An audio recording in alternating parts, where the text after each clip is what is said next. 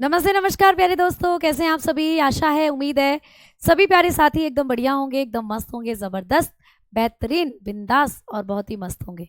तो मैं भावना भाटी आप सभी का एक बार फिर से स्वागत करती हूँ आपके अपने प्यारे से परिवार रोजगार विद अंकित में। जल्दी से सभी बच्चे क्लास के साथ जुड़ जाइए और क्लास को हम लोग शुरू करने वाले हैं और उम्मीद है कि सभी बच्चे मेरी आवाज़ को सुन रहे होंगे और सभी प्यारे साथियों तक मेरी ये जो आवाज़ है बिल्कुल पहुँच रही होगी। तो सभी बच्चों को मैं प्रणाम करती हूँ, सभी बच्चों को मैं नमस्कार करती हूँ। आइए अपने टॉपिक की तरफ बढ़ते हैं। टॉपिक हम लोगों का क्या चल रहा है भाई? वायरस से होने वाली बीमारियां। हम लोग पढ़ रहे हैं वायरल डिजीजेस, तो आज वायरल डिजीजेस को हम लोग कर देंगे खत्म। तो आइए मेरे साथ हेडिंग डालिए वायरल डिजीजेस, ठीक है? हेडिंग डालेंगे वायरल डिजीजेस। वायरल डिजीजेस यानी कि विषाणु जनित रोग। विषाणु जनित रोग। मैंने कल आपको विषाणु जनित रोग में कुछ बीमारियां कराई थी, जैसे आपने एड्स के बारे में कर लिया था। आप लोगों ने बात करी थी चेचक के बारे में, तो चेचक के बारे में मैं आपको पढ़ा रही थी। चलिए आइए बात करते हैं चेचक के बारे में। स्मॉल पॉक्स, जिसको हम लोग कहते हैं स्मॉल पॉक्स यानी कि चेचक, ठीक है? तो जो स्मॉल पॉक्स होता है, इसके बारे में अगर हम लोग बात करें तो ये वायरस के कारण होने वाली बीमारी है। ये बात मैंने कल बताई थी कि वायरस जो होते हैं वो करते हैं इस बीमारी को, ठीक है? यानी कि ये बीमारी जो होती है ये वायरस के कारण होती है। अब बात ये है, मुद्दा ये है कि कौन सा वायरस जो इस बीमारी को करता है, कौन सा वायरस है? तो मैंने कहा था वेरियोला, ठीक है? वेरियोला वायरस, वेरियोला, ठीक है? आपने बात करी थी वेरियोला वायरस। आप लोगों ने लिखा था कि वेरियोला वायरस जो है ये करता है हमारे अंदर ये बीमारी, वेरियोला वायरस, ठीक है? क्लियर? आओ आगे बात करते हैं। अब वेरियोला वायरस की बात करें, वेरियोला वायरस की बात करें तो ये वायरस हवा में रहता है दोस्तों। कहाँ रहता है? एयर में रहता है, हवा में। ये वायरस रहता है हवा के अंदर, एयर में। अब हवा में रहेगा तो बेटा हवा के जरिए ही इसका इन्फेक्शन होता है, जो चेचक होती है इसका। लेकिन अच्छी बात यह है कि अब ये भारत से जा चुकी है, क्योंकि इस बीमारी को अब भारत ने कह दिया है बाय बाय टाटा। तो इस बीमारी से भारत मुक्त हो चुका है, भारत मुक्त हो गया। क्यों मुक्त हो गया? क्योंकि इसकी बनी है दोस्तों वैक्सीनेशन, ठीक है? अब ये भारत में नहीं होती है बीमारी, इस बीमारी से भारत मुक्त हो चुका है, इंडिया फ्री हो चुका है, क्योंकि अब ये बीमारी भारत में नहीं है। क्यों नहीं है? क्योंकि इस बीमारी के लिए बनी है एक वैक्सीनेशन। तो भैया इस बीमारी से बचाव के लिए जो टीका बच्चों को लगाया जाता है वो कौन सा है, आपको पूछा जाता है। इस बीमारी से बचाव के लिए जो टीका दिया जाता है उस टीके का नाम है स्मॉल पॉक्स वैक्सीनेशन। उस टीके का नाम है बच्चों small pox vaccination, small pox vaccination, ठीक है? यानी कि चेचक का टीका। तो आपको ये बहुत बार पेपर में बना है कि चेचक का टीका किसने बनाया। तो आप लोग बताओगे कि स्मॉल पॉक्स यानी चेचक से बचाव के लिए बच्चों में लगाई जाती है एक वैक्सीनेशन, एक टीका जिसका नाम है चेचक का टीका, जिसको कहते हैं स्मॉल पॉक्स वैक्सीनेशन। ये टीका किसने बनाया? आप में से कई बच्चे जानते हैं भाई। इस टीके को बनाया था, इस टीके की जो खोज करी थी वो करी थी एडवर्ड जेनर नाम के साइंटिस्ट ने। इस टीके की जो डिस्कवरी करी थी वो करी थी, आप बताओगे, एडवर्ड जेनर नाम के साइंटिस्ट ने। किसने भाई? Edward Jenner.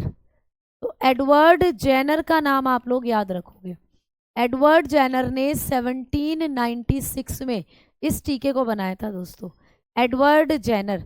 तो ये आपको पूछा जाता है कि एडवर्ड जेनर ने कौन से टीके की खोज करी थी? आप बताते हो स्मॉल पॉक्स के टीके की खोज करी। और ये स्मॉल पॉक्स का जो टीका है इसकी खोज एडवर्ड जेनर ने करी थी, इसीलिए एडवर्ड जेनर को कहा जाता है फादर ऑफ इम्यूनोलॉजी, ठीक है? तो इन्होंने ये जो आप लोगों का स्मॉल पॉक्स का टीका होता है, स्मॉल पॉक्स वैक्सीनेशन जो है, स्मॉल पॉक्स वैक्सीनेशन यानी कि चेचक का टीका जो है दोस्तों, चेचक का टीका, ये जो टीका है इस टीके के बारे में अगर हम लोग बात करें तो इस टीके को किसने बनाया? अभी अभी मैंने कहा एडवर्ड जेनर ने बनाया, एडवर्ड जेनर। तो बेटा ये जो एडवर्ड जेनर है ना, इनको कहा गया फादर ऑफ इम्यूनोलॉजी। तो ये आपको कभी भी पूछे कि फादर ऑफ इम्यूनोलॉजी किसको कहते हैं, तो आप कहते हो एडवर्ड जेनर को फादर ऑफ इम्यूनोलॉजी। इम्यूनोलॉजी,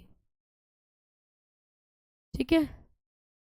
तो फादर ऑफ इम्यूनोलॉजी किसको कहा जाता है, एडवर्ड जेनर को, यानी कि प्रतिरक्षा विज्ञान के पिता। प्रतिरक्षा विज्ञान के पिता दोस्तों। अब आपको एक बात बतानी है मुझे, प्रतिरक्षा क्या होती है बेटा, रोगों से लड़ने की शक्ति, आपके शरीर में ऐसी शक्ति जो आपको रोगों से बचाती है। तो ये जो टीके आपको लगाए जाते हैं ना, ये आपको रोगों से बचाते हैं। जैसे कोरोना रोग जब आया तो कोरोना के बारे में किसी को नहीं पता था क्या है कैसे है, फिर धीरे धीरे उसकी जांच हुई तो भैया उस पर क्या बनाया गया, उसकी वैक्सीनेशन बनी, टीके बने, फिर सबको टीके लगाए गए और फिर कोरोना की रोकथाम हुई। तो कोरोना के वायरस से लड़ने की जो एंटीबॉडी है हमारे शरीर में वो बन गई, ठीक है।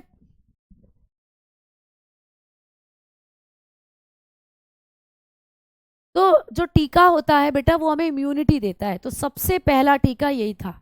इसी को कहते हैं दोस्तों प्रथम टीका, इसी को कहा जाता है प्रथम टीका। बेटा सबसे पहला टीका है ये, फर्स्ट वैक्सीनेशन है ये, सबसे पहला टीका यही बना था, इसके बाद बने हैं दूसरे टीके। तो इसीलिए सबसे पहला टीका इन्होंने ही बनाया, एडवर्ड जेनर ने, इसीलिए इनको कहा जाता है फादर ऑफ इम्यूनोलॉजी। एक बच्चे का डाउट है कि मैम वायरस की खोज किसने करी, तो वायरस को इवानोस्की ने ढूंढा था बेटा, इवानोस्की, इवानोस्की, ठीक है, इवानोस्की। विषाणु के बारे में जब भी आपको पूछता है विषाणु की खोज, आप बताते हो इवानोस्की ने, ठीक है। डिस्कवरी ऑफ वायरस आप लोग बताकर चलते हो इवानोस्की, ठीक है। चलो आगे बात करें। तो अब आपने चेचक के टीके के बारे में ये पॉइंट पढ़े हैं और ये आपको पेपर में पूछे जाते हैं। अब आ जाओ अगली बीमारी की बात करते हैं। भाई तीसरी बीमारी जो वायरस के कारण होती है, ठीक है। आपने ट्रिक पढ़ी थी ना, ए चाचा इन्हें डांटो, ए से एड्स पढ़ लिया, चे से चाचा पढ़ लिया, है ना, यानी कि चेचक पढ़ लिया, और अब है ए इन्हें यानी इन्फ्लुएंजा। तो दोस्तों इन्फ्लुएंजा, यहाँ से भी प्रश्न आ सकता है, इसको आप लोग इन्फ्लुएंजा कहते हो और साधारण भाषा में इसे कहा जाता है फ्लू, साधारण भाषा में कहते हैं फ्लू। कई बार बोलते हैं ना यार मुझे तो फ्लू हो गया, फ्लू हो गया मतलब कि जुकाम खांसी हो गए, ठीक है, ये होता है फ्लू, ठीक है।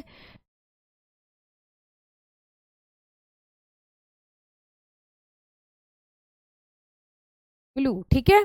अब देखो आगे बात करते हैं कि ये भी किसके कारण होता है, तो ये भी हमारे अंदर विषाणु करता है बच्चों, ये बीमारी भी हमारे अंदर वायरस करता है, और वायरस का नाम है इन्फ्लुएंजा वायरस। इन्फ्लुएंजा मतलब जो बीमारी का नाम वही वायरस का नाम। वायरस से होने वाली बीमारियों की ये खास बात है कि जो बीमारी का नाम है वही उनके वायरस का नाम है ज़्यादातर का, ठीक है। तो इसका भी नाम क्या है, इन्फ्लुएंजा। तो आप लोग बताओगे इन्फ्लुएंजा विषाणु। वैसे इस वायरस का नाम नहीं पूछा जाता पेपर में, लेकिन आपको ये ज़रूर पूछा जाता है कि इन्फ्लुएंजा कैसी बीमारी है, जीवाणु से होती है या विषाणु से होती है, तो आपने कहा ये विषाणु से होती है, वायरस से। इन्फ्लुएंजा रोग भी एक वायरल डिजीज के अंदर आता है, एक वायरस से होने वाली बीमारी है ये, ठीक है। अब इस बीमारी का लक्षण कभी आपको पूछे, इस बीमारी का सिम्टम, इस बीमारी का लक्षण क्या होता है दोस्तों, तो ये जो बीमारी होती है इस बीमारी में खांसी, जुकाम, सर दर्द, बदन दर्द ये होता है। तो दोस्तों आपको क्या हुआ, खांसी हुई, खांसी के साथ जुकाम हो गया आप लोगों को, या बुखार आ गया आप लोगों को, ठीक है, सर दर्द हो गया, और दोस्तों बदन दर्द हो गया, ये सब इसके क्या होते हैं, लक्षण होते हैं जो आए दिन हमें लगे रहते हैं, है ना। तब भी आपको बुखार होता है, डॉक्टर कहता है वायरल हो गया, वायरल सुना है ना, वायरल वही है ये, तो मतलब वायरस का इन्फेक्शन हो गया है, सर दर्द, खांसी, जुकाम ये सब हो रहा है। तो भैया कफ हो सकता है, कोल्ड हो सकता है ना, फीवर हो सकता है आप लोगों को, हेडेक हो सकता है, हेडेक, ठीक है, हेडेक हो सकता है, बॉडी एके हो सकता है, बॉडी एके हो सकता है। तो ये सब होती हैं क्या आपके इस बीमारी के लक्षण। जो कि आपको नहीं पूछे जाते। इसकी कोई ऐसी वैक्सीनेशन भी नहीं है। इसमें आप एंटीवायरल दवाइयाँ खाते हो, जैसे पैरासीटामोल दे दी, क्रोसिन दे दी, या दूसरी बीमारियाँ दूसरी दवाइयाँ आपको दे दी। ठीक है। अब एक नोट कर कर चीज़ आपको पूछी जाती है पेपर में। नोट कर कर एक चीज़ क्या आती है, कई बार आपको साधारण जुकाम के बारे में पूछ लेता है। साधारण जुकाम, भाई ये एक जुकाम, ये वाला जुकाम तो हो गया आपको इन्फ्लुएंजा के साथ ही, यानी खांसी बुखार बदन दर्द सर दर्द के साथ जुकाम हो रहा है। एक केवल जुकाम है बेटा, साधारण जुकाम। ऐसे ही भाई बुखार उखार कुछ नहीं है, बस ऐसे ही नाक बह रही है, साधारण जुकाम। कॉमन कोल्ड वो किसके कारण होता है, तो कॉमन कोल्ड जो होता है ये भी वायरस के कारण होता है। ये पूछा जाता है आपको पेपर में कि साधारण जुकाम किसके कारण होता है, आप कहते हो वायरस के कारण। और मैम कौन सा वायरस है, तो आपने कहा राइनो वायरस। राइनो वायरस दोस्तों, तो राइनो वायरस करता है हमारे अंदर, राइनो विषाणु ये करता है हमारे अंदर साधारण जुकाम। ठीक है, राइनो विषाणु, क्योंकि ये राइनो वायरस जो है, राइनो का मतलब होता है नाक दोस्तों, राइनो का मतलब होता है नोज यानी कि नाक। ठीक है, और जुकाम कहाँ होता है, जुकाम कान में होता है क्या, किसी के कान में हुआ है जुकाम। मैम ये स्मॉल पॉक्स वेरिएक क्या नुकसान करता है, स्मॉल पॉक्स बेटा अब तो होती नहीं है, पहले होती थी। पूरे शरीर पर दाने निकल जाते थे, इतने मोटे मोटे दाने, उनमें पस पड़ जाता था और पूरे बुखार आता था, आंख के अंदर भी नाक के अंदर भी ये दाने निकलते थे, इसमें मृत्यु भी हो सकती थी, इतनी खतरनाक बीमारी थी। अब नहीं होती है बेटा। ठीक है, अब आओ, तो ये साधारण जुकाम कभी भी पूछे वायरस से होता है, राइनो वायरस से। इन्फ्लुएंजा के बारे में इतना पढ़ना है। अब आओ अगली बीमारी की तरफ बढ़ते हैं भाई, चौथे नंबर की बीमारी जो कि आप लोगों को जैसे हम ट्रिक के आधार पर चल रहे हैं तो सारी बीमारियां कराऊंगी, कोई दिक्कत नहीं है। डेंगू लिख लो पहले, डेंगू। डेंगू से क्वेश्चन आएगा दोस्तों कि डेंगू नाम की जो बीमारी है वो किसके कारण होती है, तो डेंगू जो होता है ये भी वायरस के कारण होता है। डेंगू किसके कारण होगा दोस्तों, विषाणु के कारण होता है। डेंगू रोग हमारे अंदर वायरस करता है इस बीमारी को। मैम कौन सा वायरस है जो डेंगू रोग करता है, आप लोग बताकर चलोगे कि डेंगू रोग करता है हमारे अंदर अरबो वायरस। अरबो वायरस दोस्तों, अरबों का आता है वायरस, अरबो वायरस है ना। तो कई बार मैं आपको याद कराती हूँ अरबो, भैया लाखों का नहीं, करोड़ों का नहीं, ये तो अरबों का आता है। तो अरबो वायरस है ये डेंगू का। ठीक है, और मैडम जी ये जो अरबो वायरस होता है ये वायरस कहाँ रहता है, तो बेटा बेसिकली सारे वायरस हवा में ही है, एयर में ही रहते हैं, तभी आपकी बॉडी के अंदर जाकर क्या करते हैं दोस्तों, आपको बीमार करते हैं। वायरस को ना, वायरस सजीव और निर्जीव के बीच की कड़ी है, ये आपको पता है। तो जब ये हवा में घूम रहे हैं तो एक छोटे छोटे कणों की तरह हैं, हमें दिखाई भी नहीं देते, सांस के साथ अंदर चले जाएंगे, जैसे ही हमारी बॉडी में जाएंगे फिर ये जीवित उठते हैं, हमारी बॉडी के डीएनए से अपना डीएनए अपना आरएनए बनाने लगते हैं और ये जिंदा उठते हैं, तो हमारे शरीर में जाकर ये जिंदा हो जाते हैं जो वायरस होते हैं। ठीक है, तो बेटा ये जो अरबो वायरस होता है ये डेंगू का वायरस है। अब ये अरबो वायरस वैसे तो हवा में रहेगा, लेकिन मैं यहाँ पर कौन सा ऐसा कारक है जो इसको हमारे शरीर में पहुंचाता है, जो इस वायरस को हमारे शरीर में पहुंचाता है। तो ये हवा के माध्यम से तो बेसिकली डायरेक्टली हमारे शरीर में नहीं जाएगा, लेकिन ये एक वारक, एक कारक की तरह, कारक की वजह से हमारे शरीर में जाएगा, और वो कारक है दोस्तों मच्छर, वो कारक है मच्छर। तो मच्छर कौन सी है पूरा लिखवा देती हूँ, तो मादा एडीज इजिप्टी नाम की मच्छर है, मादा एडीज इजिप्टी। तो भैया खून पीने का काम महिलाओं का, और जो आपको बीमारी करती है ना वो भी मादा मच्छर है। तो मादा एडीज इजिप्टी मच्छर है, यही इसको हवा से लेकर अपने अंदर घूमती है और हमें काटकर इसे हमारे अंदर पहुंचा देती है। तो ये है female Aedes aegypti, female Aedes aegypti दोस्तों, फीमेल एडीज इजिप्टी मॉस्किटो। तो ये मॉस्किटो क्या है, ये करती है हमारे अंदर डेंगू रोग, क्योंकि हवा से ये वायरस उसकी गट पर चिपक जाता है, उसके डंक पर, और जब ये अपना खून हमारे डंक को डालकर पीती है, अपने डंक को हमारे खून में डालकर खून पीती है, तो हमारे खून में छोड़ आती है फिर इस वायरस को, और ये वायरस हमारे खून में जाकर हमारी प्लेटलेट पर हमला करता है, हमारी प्लेटलेट को चट कर जाता है, जिससे प्लेटलेट कम हो जाती है डेंगू में। अब ये जो मादा एडीज इजिप्टी मॉस्किटो है दोस्तों, इसको टाइगर मॉस्किटो भी कहा जाता है।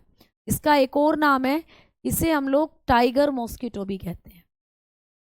क्या कहते हैं भाई? Tiger mosquito. चीता मच्छर है ये, चीता मच्छर। क्यों कहते हैं इसको चीता मच्छर? क्योंकि ये चीता की तरह दिखती है, टाइगर की तरह।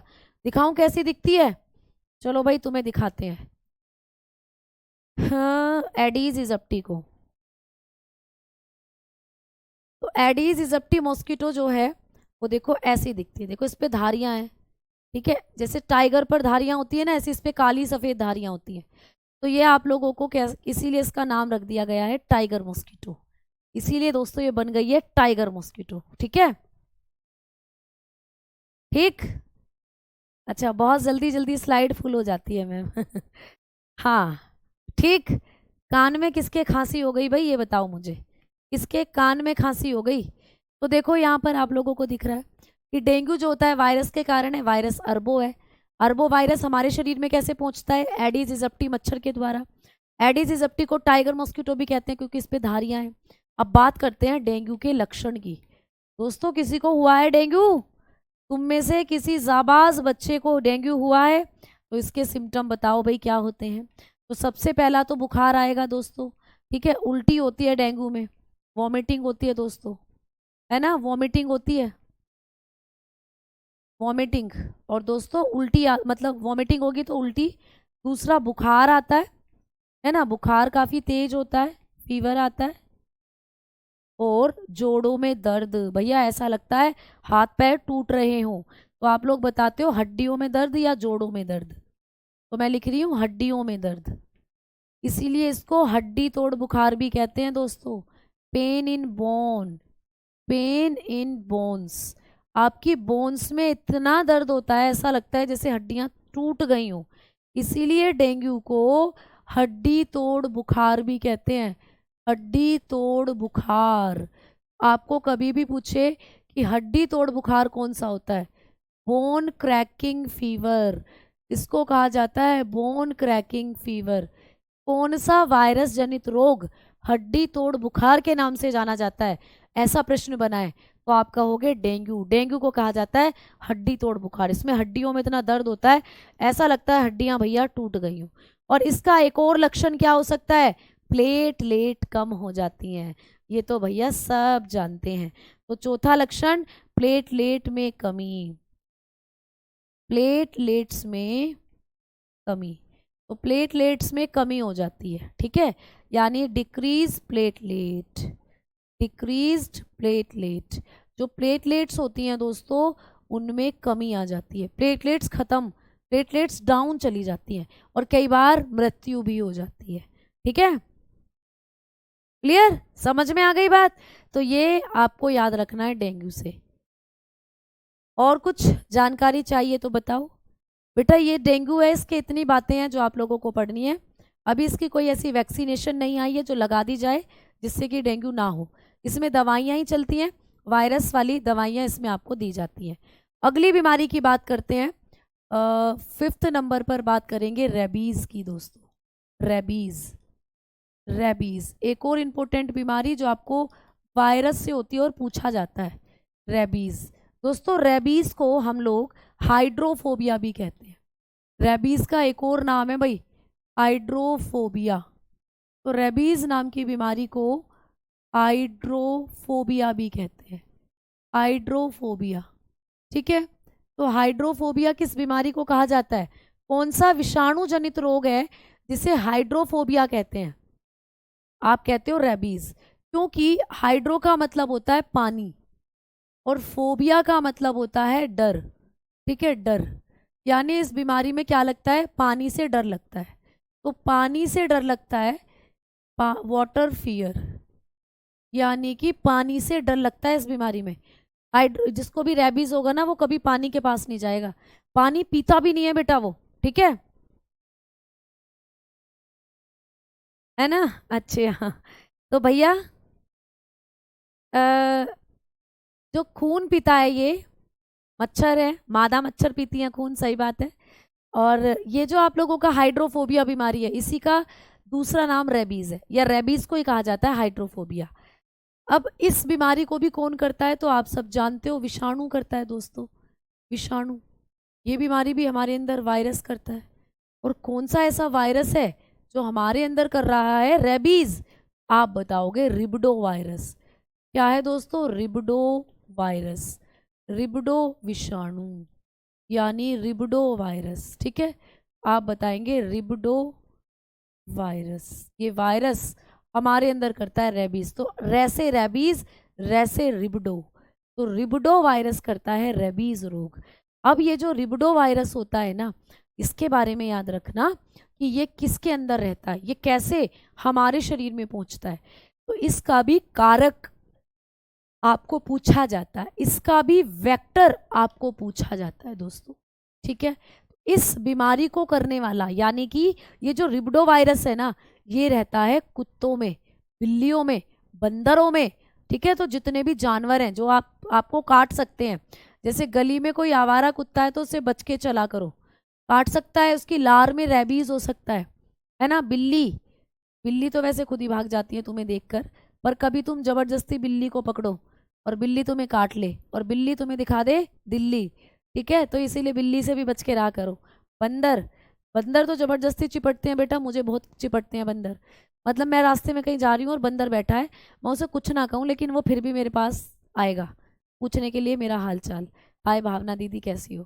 तो बंदर, तो भैया बंदर से बचकर रहो अपने घर के अंदर। ठीक, अब बंदर हो गया, भेड़िया, इनसे तो मेरा कभी मुकाबला ही नहीं पड़ा। भेड़िया से तो लोमड़ी भी मुझे कभी नहीं दिखी। इच्छा है मेरी दिल्ली इच्छा, मुझे भेड़िया, लोमड़ी, गीदड़ ये सब नजर आए। गीदड़, गीदड़ मैंने दूर से देखे हैं, कभी पास से जाकर नहीं देखे। ठीक है, और आप बता सकते हो और कौन कौन से जानवर हो सकते हैं जिनके काटने से हो सकता है? चमगादड़, चमगादड़ से भी हो सकता है दोस्तों, चमगादड़। ठीक है, तो आप लोग बताकर चलते हो, डॉग्स हो गए, कैट्स हो गई, है ना, मोंकी हो गए दोस्तों, मोंकी। आप बताओगे वुल्फ हो गया, फॉक्स, ठीक है, और जैकाल। ठीक, आप बताओगे बैट्स। इन सब जानवरों की लार में होता है ये वायरस, इन सब जानवरों की लार में, कुत्ते की लार में, बिल्ली की लार में, भेड़िए की लार में, है ना। अब कई बार बच्चों को डाउट रहता है, कई बार बच्चे कहते हैं मैम शेर के काटने से भी हो जाएगा क्या? भैया शेर के काटने से तो पता ही नहीं चलेगा तुम्हें हुआ भी या नहीं, शेर तो तुम्हारी बूटी बूटी चबा जाएगा, शेर तुम्हें काट कर क्यों भागेगा? शेर तो तुम्हें अपना डिनर बनाएगा ना, अपना लंच बनाएगा, अपना ब्रेकफास्ट बनाएगा। तो शेर से होता होगा लेकिन शेर तुम्हें छोड़ेगा ही नहीं भैया, तो इसीलिए शेर तो तुम्हें कच्चा चबा जाएगा। ठीक है, तो आओ अब आगे बात करते हैं। नर्सिंग असिस्टेंट हो जाएगा, बिल्कुल हो जाएगा, कोई दिक्कत नहीं है। अच्छा, बंदर मेरे पास इसलिए आते हैं पूछने के लिए, ठीक है, बहुत बढ़िया। तो अब हम लोग पढ़ते हैं, आगे की बात करते हैं कि ये सब जानवरों के किस भाग में ये वायरस होता है। इन सब जानवरों की लार में होता है, और ये सब जानवर जब तुम्हें काट लेते हैं, है ना, कहाँ होता है दोस्तों? लार में। इन सब जानवरों की सलाइवा में होता है ये वायरस, सलाइवा में, लार में होता है दोस्तों। ठीक है, और जब ये आपको काटते हैं तो अपनी लार आपके खून में पहुंचा देते हैं। वही जैसे लार है, आप काट लिया ऐसे तो लग जाए, सारी लार अंदर चली जाएगी दांतों के जरिए, फिर ये वायरस भी चला जाता है हमारे ब्लड में और हमें हो जाता है रेबीज। अब रेबीज के लक्षण क्या है, तो आइए बात करते हैं रेबीज के लक्षणों की, है ना। जैसे पागल कुत्ता हो जाता है, पागल कुत्ते की लार कितनी ज्यादा टपकती है ना, तो उसकी लार में जरूर ये वायरस होता है। अब सिम्टम्स की बात करते हैं हम लोग, सिम्टम्स, लक्षण क्या क्या हो सकते हैं। तो रेबीज रोग के जो लक्षण होते हैं उनकी अगर हम लोग बात करके चलें, तो रेबीज में क्या होता है? दौरे पड़ते हैं दोस्तों, दौरे, दौरे पड़ते हैं। ठीक है, सीजर्स आते हैं, सीजर्स, दौरे पड़ते हैं दोस्तों, पागल हो जाते हैं हम, जब कहते हैं ना पागल कुत्ते ने काटा तो भी पागल हो जाएगा अब, तो पागल हो जाते हैं दोस्तों, एक तरीके से दौरे पड़ते हैं। और इसका प्रभावी अंग क्या होता है? तंत्रिका तंत्र, इसका प्रभावी अंग आपका तंत्रिका तंत्र है, अफेक्टिव ऑर्गन। तो भैया दौरे पड़ते हैं, इसका मतलब अफेक्टिव ऑर्गन क्या हुआ यहाँ पर, आप बताकर चलोगे, आप लोगों का तंत्रिका तंत्र। तो तुम्हारा मस्तिष्क या तंत्रिका तंत्र इस बीमारी से प्रभावित होता है। या तो मस्तिष्क लिख दो या तंत्रिका तंत्र, ठीक है। तो ब्रेन और हमारा नर्वस सिस्टम वो प्रभावित हो जाता है और इस रोग में मृत्यु तय है, ठीक है। इस रोग में मृत्यु तय है दोस्तों, ठीक है। 6 से 8 महीने में व्यक्ति मर ही जाता है, ठीक। और अब आ जाओ बात करते हैं इसकी खास बात, इसका टीका बहुत इंपॉर्टेंट है भैया। रेबीज का टीका पूछा जाता है आप लोगों को, रेबीज का टीका किसने बनाया? इसके लिए जो टीका दिया जाता है वो है रेबीज वैक्सीनेशन। तो रेबीज से बचाव के लिए लगाया जाता है रेबीज का टीका। तो जब कभी भी आपको कुत्ता या बिल्ली काट ले तो अपने नज़दीकी स्वास्थ्य केंद्र में जाएं और मुफ्त में या 10-5 रुपए में एक टीका लगता है, वो टीका लगवा कर आए। तो सरकारी हॉस्पिटल में लगते हैं रेबीज के टीके, ठीक है। और इस टीके की खोज किसने करी, ये बहुत पूछा जाता है।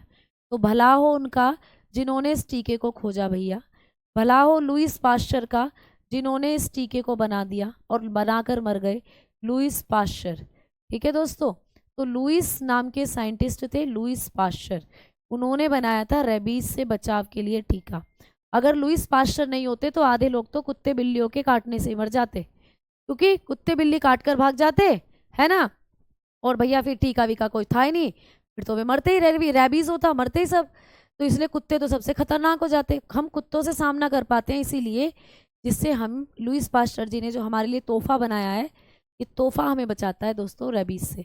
तो लुईस पाश्चर जी ने बनाया था रेबीज का टीका। अच्छा, जो ये रेबीज का टीका है या ये जो लुईस पाश्चर जी ने टीका बनाया है दोस्तों, इसके बारे में अगर हम लोग बात करें तो ये क्या मैम जानवरों को भी लगाया जा सकता है? तो हाँ, जैसे हमारे घर में पालतू जानवर हैं, जैसे हमारे घर में कोई पालतू कुत्ता है, कोई पालतू बिल्ली है, तो उनको भी हम ये लगा सकते हैं, जिससे उनकी लार में ये वायरस ना रहे, उनकी लार का वायरस भी मर जाए। तो कई बार ये हमारे पशुओं को भी लगता है और कई बार जब पशु हमें काट लें तो हम इंसानों को भी लगता है। तो ये दोनों में लगता है, जानवरों में भी लगता है और पशुओं में भी लगता है, ठीक है ना, समझ में आ गई, क्लियर। चलो आओ आगे बात करते हैं। तो रेबीज के बारे में इतना पढ़ना है, अगली बीमारी की तरफ बढ़ लिया जाए भाई। छठी बीमारी जो कि होती है वायरस के कारण, हर्पीस, हर्पीस नाम की बीमारी, हर्पीस। दोस्तों हर्पीस क्या होती है? हर्पीस जो होती है एक त्वचा का कैंसर होती है, सॉरी त्वचा से संबंधित बीमारी है। किसके कारण होती है? विषाणु के कारण, ठीक है। हर्पीस भी कैसी बीमारी है? वायरस के कारण होने वाली बीमारी है। ये बीमारी भी हमारे अंदर वायरस करता है और वायरस का नाम है हर्पीस वायरस, हर्पीस वायरस, ठीक है। तो वायरस का नाम यही है हर्पीस विषाणु। तो ये बीमारी हमारे अंदर हर्पीस विषाणु ही करता है, ठीक है, हर्पीस वायरस। अच्छा, अगर हम लोग बात करें कि मैम हर्पीस का प्रभावी अंग क्या होता है, पूछा जाता है आपको प्रभावी अंग, तो हर्पीस में आपकी त्वचा प्रभावित होती है। अफेक्टिव ऑर्गन क्या है इस बीमारी का, ठीक है। तो हर्पीस जो होता है इसमें हमारी त्वचा प्रभावित होती है, त्वचा हमारी जो स्किन है वो प्रभावित होती है, ठीक है, समझ में आ गई बात। इस बीमारी में हम लोगों की जो त्वचा है वो प्रभावित होती है, क्लियर, ये पूछा गया है। हर्पीस में ना त्वचा पर फफोले फफोले पड़ जाते हैं, ऐसे हो जाती है त्वचा जैसे जल गई हो और अकड़ाहट होती है, उसमें बुखार आता है। तो इसके सिम्टम तो नहीं पूछे जाते, सिर्फ पूछा जाता है कि हर्पीस कैसा रोग है, तो कहोगे एक विषाणु जनित रोग है और कहोगे प्रभावी अंग क्या होता है, त्वचा। और दोस्तों ये लैंगिक भी हो सकता है, ठीक है, ये लैंगिक रोग भी हो सकता है, मतलब ये सेक्सुअली रूप से भी फैलता है, लैंगिक रोग भी हो सकता है। तो ये एक दूसरे के साथ लैंगिक रूप से कांटेक्ट बनाने से भी फैल सकता है, ये लैंगिक भी हो सकता है। अरे भैया शानदार जबरदस्त, ये क्या हुआ, कौन सा भूत है ये जिसने बोर्ड को चेंज करा? तो ये क्या हो सकता है दोस्तों, ये आप लोग बताकर चलोगे, जो हर्पीस होता है ये लैंगिक भी हो सकता है, ठीक है ना, ठीक। तो ये क्या हो सकता है, लैंगिक भी हो सकता है। 1 मिनट के लिए मुझे ऐसा लगा जैसे अभी स्विमिंग पूल आ गया है और बस उसमें कूदने की देरी है स्विमिंग पूल में। लैंगिक रोग भी हो सकता है दोस्तों, इट कैन बी सेक्सुअली। तो मेरे प्यारे दोस्तों ये सेक्सुअली भी हो सकता है, ये लैंगिक भी हो सकता है। मैम कुत्ता जो जीभ से टच करता रहता है, क्या उसे दूसरी ले लिया तो? बेटा कुत्ता देखो जीभ से टच करेगा ऐसे, तब उसके बैक्टीरिया आपके उसके अंदर थोड़ी ना जा रहे हैं, खून के अंदर। इसीलिए जब वो आपको काटेगा तब आपके खून आपकी स्किन के अंदर अपने दांतों को गड़ाएगा, और तभी उसकी सलाइवा आपके ब्लड के कांटेक्ट में आएगी। या आपको कोई चोट लगी हुई है, आप उससे चोट को लिट करवा रहे हो, खुला है घाव, तब हो सकता है रेबीज। लेकिन कुत्ता अपने ही घाव को अगर चाटता है तो तब उसको इन्फेक्शन नहीं होता, क्योंकि उसके अंदर ये जो कुत्ते बिल्ली होते हैं, ये इनके लार में एक ऐसा लाइसोजाइम जैसे हमारी लार में होता है, जो हमें क्या करता है दोस्तों, बैक्टीरिया से बचाता है। वैसे इनकी लार में भी बैक्टीरिया को मारने वाला एक क्या होता है दोस्तों, एंजाइम, जो इनकी लार के अंदर जो इनकी घाव होती है, घाव उसको ठीक कर देता है। लेकिन ये तो एक वायरस है दोस्तों, तो वायरस जो है इनकी लार में, ये वायरस होता है रेबीज वाला। ठीक है, चलो अब आओ आगे बात करते हैं। तो ये लैगिक भी हो सकता है हर्पीस। अब इसे आगे की तरफ बढ़ते हैं। इसको बेटा सिंगलस के नाम से भी जानते हैं,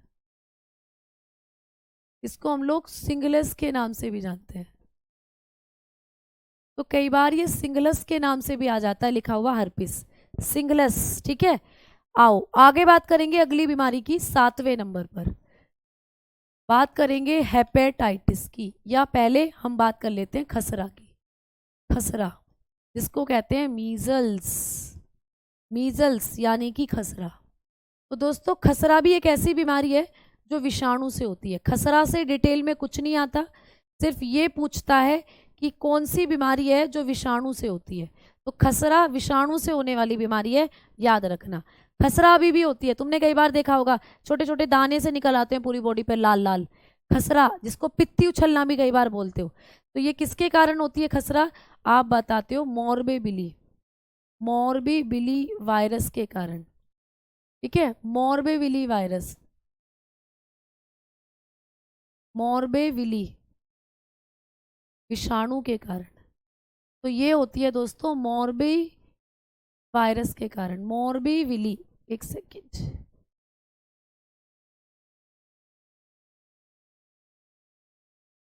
मोरबीविली वायरस। ठीक है, मोरबीविली विषाणु के कारण ये बीमारी होती है। तो मोरबीविली विषाणु जो होता है, ये विषाणु करता है हमारे अंदर खसरा रोग। इसके बारे में सिर्फ इतना पूछेगा। ठीक है, अब खसरा जो होता है इसका भी प्रभावी अंग आपको पूछ ले, तो मैंने आपको अभी अभी बताया त्वचा, त्वचा पर ही इन्फेक्शन होता है दोस्तों। त्वचा पर छोटे छोटे दाने निकल आते हैं। अफेक्टिव ऑर्गन यहाँ पर क्या होता है?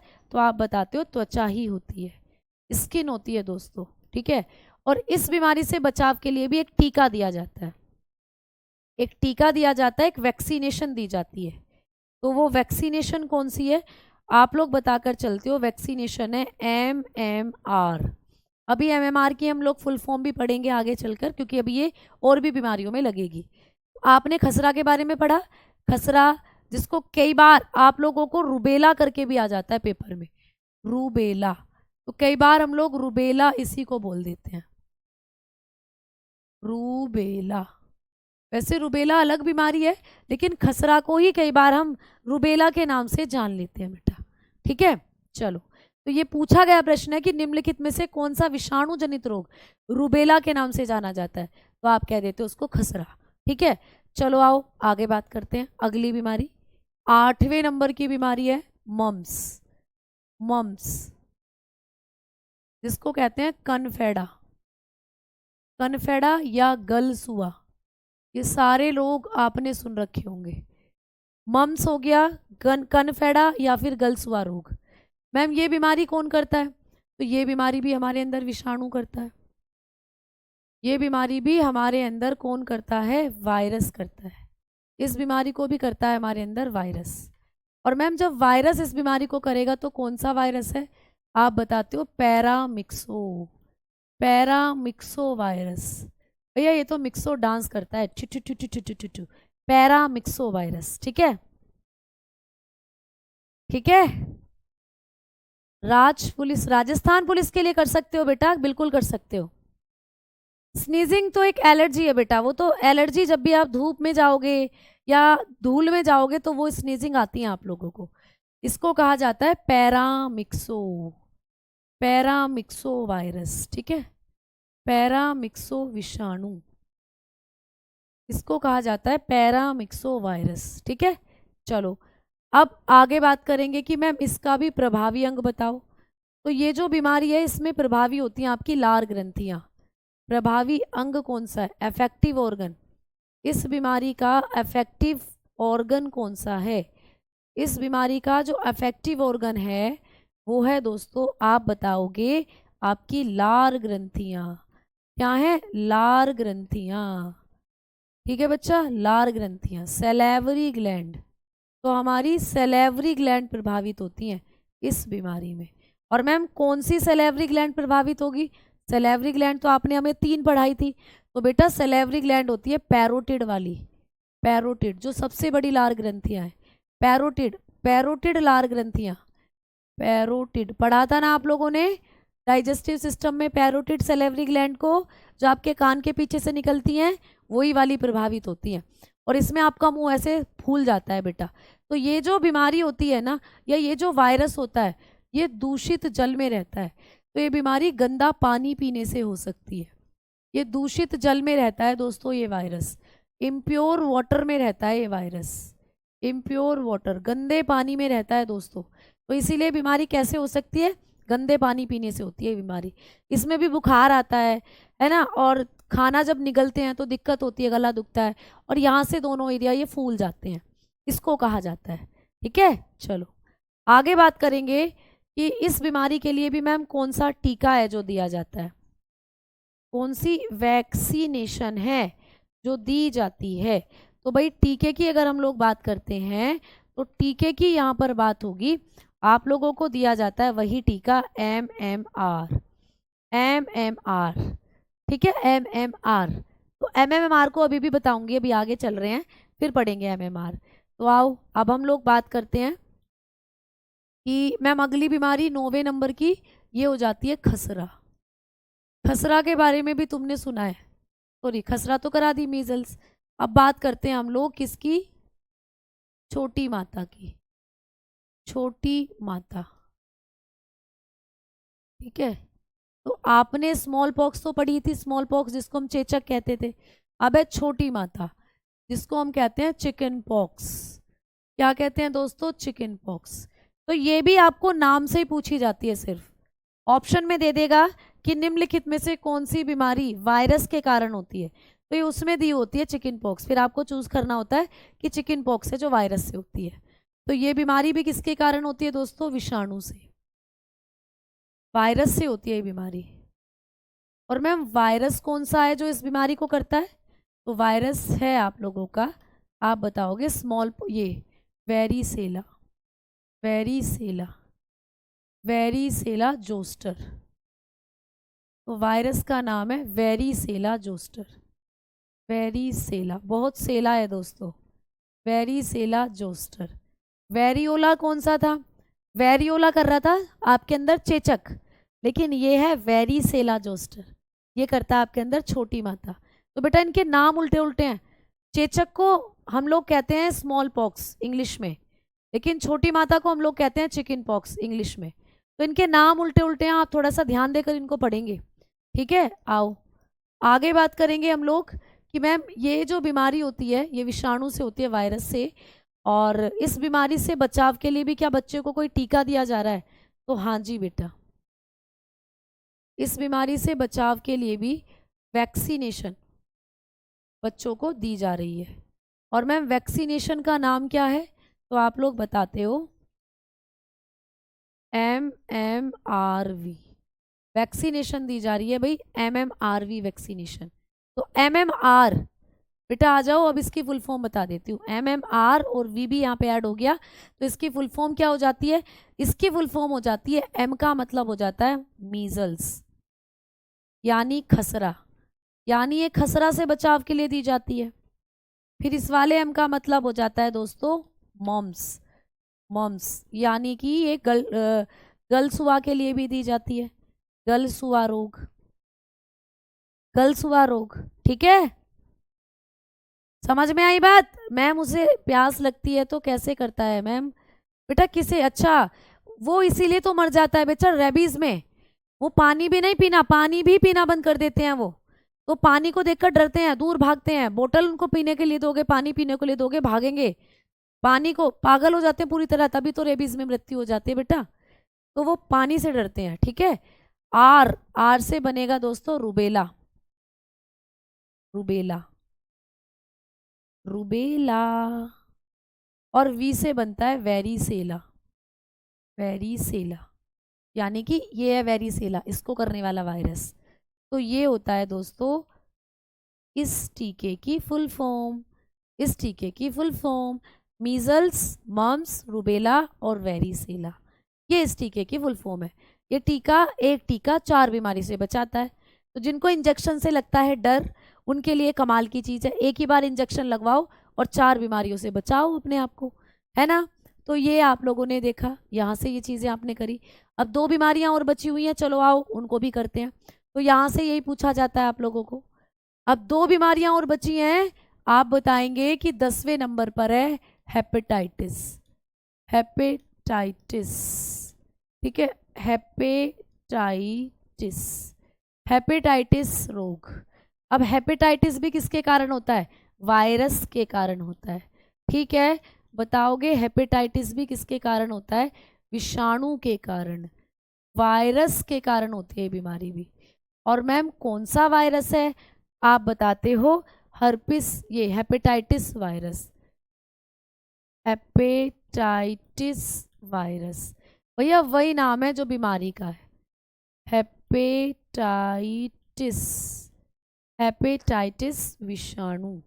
तो हेपेटाइटिस विषाणु करता है इसे भी। ठीक है, इसको HBV भी बोलते हैं कई बार, HBV यानी हेपेटाइटिस बी वायरस।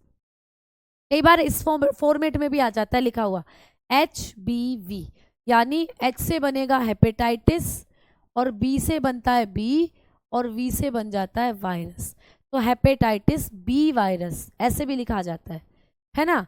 अब ये जो बीमारी है हेपेटाइटिस बी, या ये जो हेपेटाइटिस बी वायरस है, ये भी लैगिक हो सकता है दोस्तों। तो ये भी लैगिक रूप से फैलता है, ये भी एक लैगिक रोग है।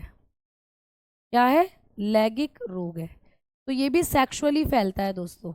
अगर किसी को हेपेटाइटिस है, उसके साथ किसी ने सेक्सुअली कांटेक्ट करा है, उसको भी हो सकता है हेपेटाइटिस। तो ये सेक्सुअली डिजीज होती है, सेक्सुअली डिजीज है हेपेटाइटिस। ठीक है, सेक्सुअली फैल सकता है दोस्तों हेपेटाइटिस भी, है ना? अब हेपेटाइटिस जो होता है, इसके बारे में आपको याद रखना है कि इसके टाइप्स होते हैं कुछ, इसके कुछ प्रकार होते हैं हेपेटाइटिस के। जैसे हेपेटाइटिस ए होता है, बी होता है। तो आपको लिखा मैंने हेपेटाइटिस ए, ये तो कुछ भी नहीं है, ये तो सामान्य होता है, दवाइयाँ खाओ ठीक हो जाते हो, नॉर्मल। ठीक है, थोड़ा खतरनाक होता है हेपेटाइटिस बी। हेपेटाइटिस बी का टीका है दोस्तों, इसके लिए टीका है। ठीक है, वैक्सीनेशन है, तो इसको वैक्सीनेशन से भी रोका जा सकता है। हेपेटाइटिस बी को टीके से रोका जा सकता है। क्लियर? तो वैक्सीनेशन इसके लिए है, और वैक्सीनेशन यही है HBV, यानी hepatitis B vaccination, hepatitis B vaccination.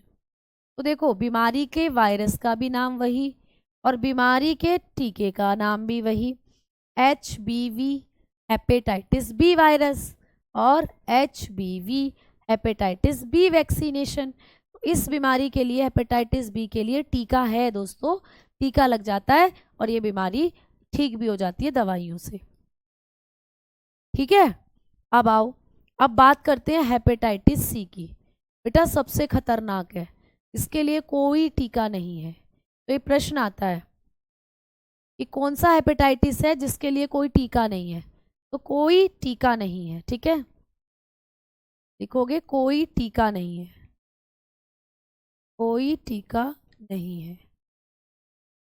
Know vaccination, know vaccination. तो ये प्रश्न आया है बेटा पेपर में, कौन सा हेपेटाइटिस है जिसके लिए कोई टीका नहीं है। तो आप कहोगे हेपेटाइटिस सी जो होता है इसके लिए कोनो टीका नहीं है दोस्तों, है ना। मैम गांव में लोग देवी जी आ गई हैं ऐसे बोलते हैं। हाँ, माता निकलती है जब किसको तो कई बार बोलते हैं बड़ी माता, छोटी माता, या माता निकल गई भाई उधर मत जाना। तो इसलिए बच्चों को मना करते हैं कि जिसके घर माता निकल रही है उसके घर नहीं जाना, क्योंकि ये बहुत ज़्यादा इन्फेक्शियस डिजीज़ है, बहुत ज़्यादा एक्टिव रहता है इसका वायरस।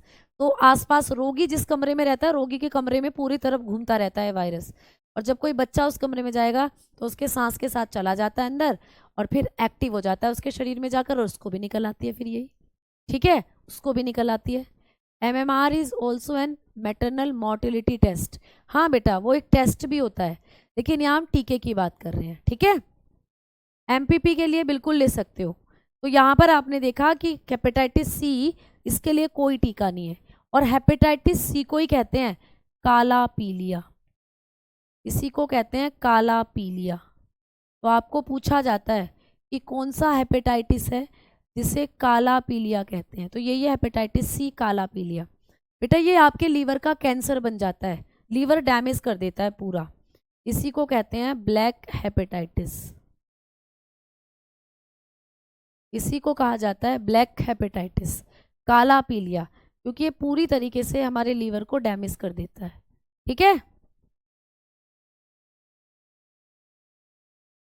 बेटा रेबीज के इंजेक्शन को लेने का टाइम पीरियड 24 घंटे होता है। अगर किसी कुत्ते ने तुम्हें काट लिया तो 24 घंटे के अंदर तुम्हें वो वैक्सीनेशन लगवा लेनी है, अगर, क्योंकि 24 घंटे के अंदर ही इसके बैक्टीरिया का इन्फेक्शन होता है आपके शरीर में, तो 24 घंटे तक अभी वो कोई इन्फेक्शन नहीं कर रहा, इससे पहले तुमने वैक्सीनेशन लगवा ली तो वो मर जाएगा। लेकिन अगर 24 घंटे तक भी आपने इंजेक्शन नहीं लिया तो फिर वो एक्टिव होना शुरू हो जाता है वायरस, और फिर एक बार एक्टिव हो गया तो फिर उसको रोक पाना मुश्किल है, नामुमकिन है, ठीक है। तो आओ अगली बीमारी की बात करते हैं। नेक्स्ट आप लोग बताओगे पोलियो, 11वीं बीमारी है भाई पोलियो, पोलियो रोग। पोलियो के बारे में सभी जानते हैं, सबने देखा है पोलियो को, सबने पोलियो की दवाई भी पी है दोस्तों। 2 बूंद जिंदगी की मैं बात कर रही हूँ, 2 घूंट जिंदगी के तो अलग बात है, 2 बूंद जिंदगी की मैं बात कर रही हूँ, सबने पी है ना। तो 2 बूंद तो पी ली बढ़िया है, लेकिन 2 घूंट से अलग ही रहना। अब देखो ये भी किसके कारण होता है, विषाणु के कारण, है ना। ये बीमारी भी किसके कारण होती है, वायरस के कारण होती है, वायरसेस करते हैं इस बीमारी को। वायरस का नाम है पोलियो वायरस दोस्तों, पोलियो वायरस, ठीक है। तो पोलियो का वायरस होता है जो पोलियो रोग करता है, पोलियो विषाणु। और आप लोग बताकर चलोगे कि ये भी दूषित पानी में ही रहता है, दूषित जल में रहता है दोस्तों, ठीक है।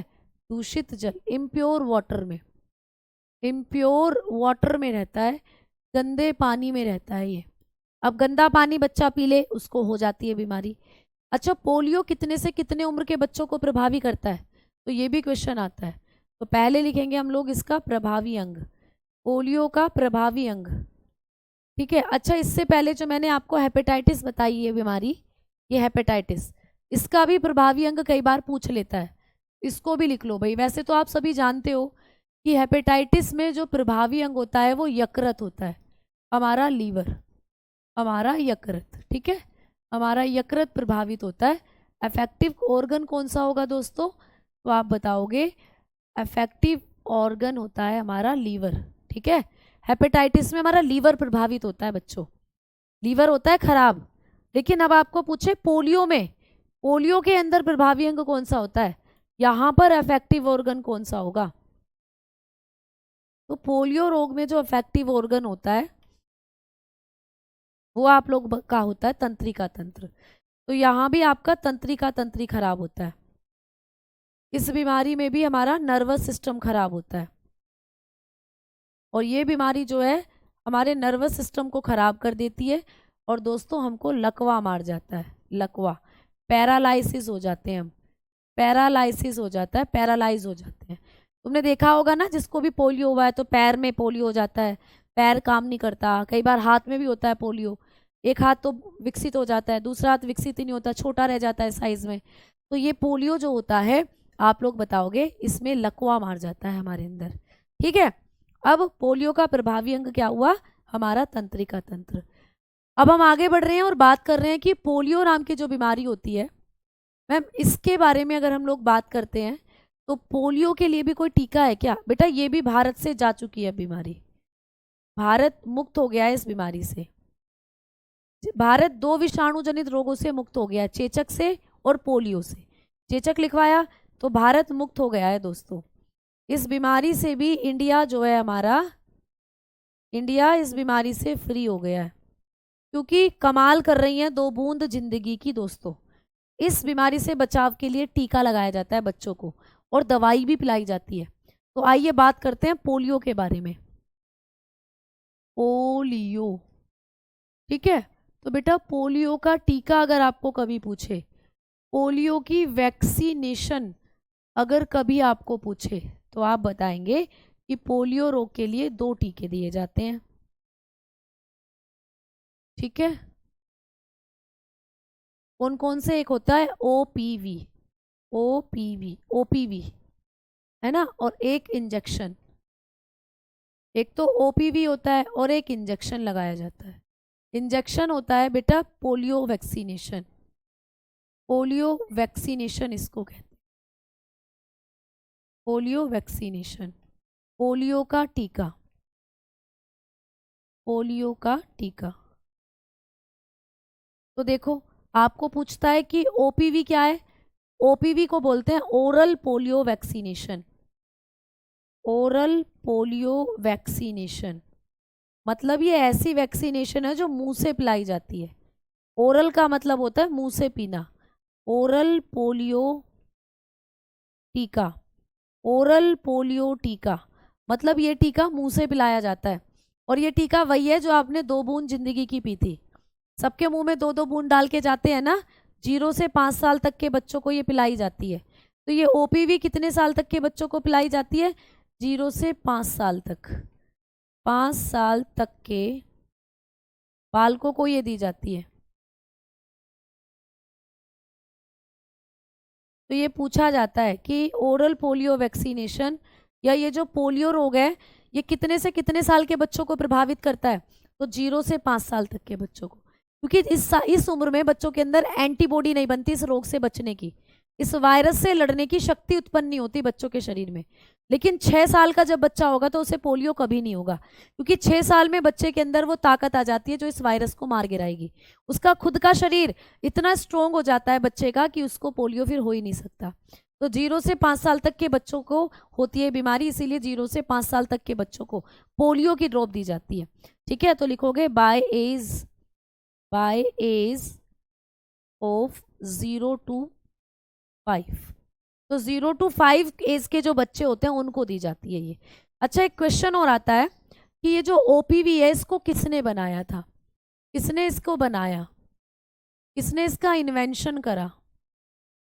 तो आप लोग बताओगे कि जो ओपीवी है, ठीक है, इसको जो बनाया था वो बनाया था, आप बताओगे अल्बर्ट साबिन ने। किसने? अल्बर्ट साबिन, अल्बर्ट साबिन नाम के साइंटिस्ट ने, अल्बर्ट साबिन। तो ये पूछा जाता है कि पोलियो की जो ओपीवी है यानी कि मुंह से पिलाई जाने वाली जो दवाई है वो किसने बनाई थी? इसका इन्वेंशन करा था अल्बर्ट साबिन ने। और मैम जो पोलियो का टीका है ये जो इंजेक्शन लगाया जाता है पोलियो का जो टीका, इसको किसने बनाया था दोस्तों? इसको किसने बनाया? इसका इन्वेंशन किसने करा? ये पूछ लेगा। इसका इन्वेंशन करा था जोनास सोल्क ने, जोनास सोल्क। किसने बच्चा? जोनास सोल्क। ठीक है, तो बताओगे जोनास सोल्क। तो जोनास सोल्क नाम के साइंटिस्ट ने पोलियो का टीका बनाया था। ठीक है, तो वो वायरस से होने वाली बीमारियां हमने कर ली खत्म। अब हम चलेंगे अगली क्लास की तरफ और बात करेंगे फंगस और प्रोटोजोआ से होने वाली बीमारियों की। ठीक है ना प्यारे बच्चों? तो अब आप लोगों का लगभग आने वाला जो 1 हफ्ता है उसमें मैं आपके सारा सिलेबस जो है वो ख़त्म करा दूंगी। तो अब आप लोगों का कल तो क्विज़ आप लोग लगाएंगे और जब आप मंडे में क्लास लेंगे तो अब मंडे से जो नया हफ्ता आपका आएगा उस हफ्ते में आपका सिलेबस बायो का खत्म। ठीक है बेटा, क्लियर? चलो, तो धन्यवाद, नमस्कार सभी प्यारे बच्चों को। पोलियो अलग है और पिलाया अलग है। हाँ जी बेटा, पोलियो अलग है। हाँ ठीक है, समझ में आ गई बात? तो यहाँ से आप लोगों ने जो आज की चीज़ें पढ़ी हैं, थोड़ा आज मैंने स्पीड में इसीलिए कराई हैं चीज़ें जिससे आप लोग चीज़ों को समझ पाएँ और जल्दी से आप इस एक क्लास में कर लें, क्योंकि जो पेपर में आपको फैक्ट आते हैं वो फैक्ट आपने सारे यहाँ पर कर लिए हैं। ठीक है बेटा, क्लियर? नेम, किसका नेम गलत हो गया भाई? किसका नेम गलत हो गया ये बताओ। OPV, oral polio vaccination. ठीक है, समझ में आई बात? क्लियर? पोलियो का टीका किसने बनाया था? जोनास सोल्क ने बनाया दोस्तों, है ना, पोलियो का टीका। लेकिन OPV जो है, मुंह से पिलाई जाने वाली जो दवा है, वो एल्बर्ट साबिन ने बनाई थी। ठीक है, चलो, पीलिया रह गया बेटा। ये पीलिया हेपेटाइटिस ही तो था। ये पीलिया जो था ये हेपेटाइटिस ही तो था। इसी को तो कह रहे थे पीलिया। इसी को कहते हैं बेटा पीलिया, हेपेटाइटिस को ही। हेपेटाइटिस को ही कहा जाता है पीलिया। ठीक है, क्लियर? तो धन्यवाद, नमस्कार, जय हिंद, जय भारत।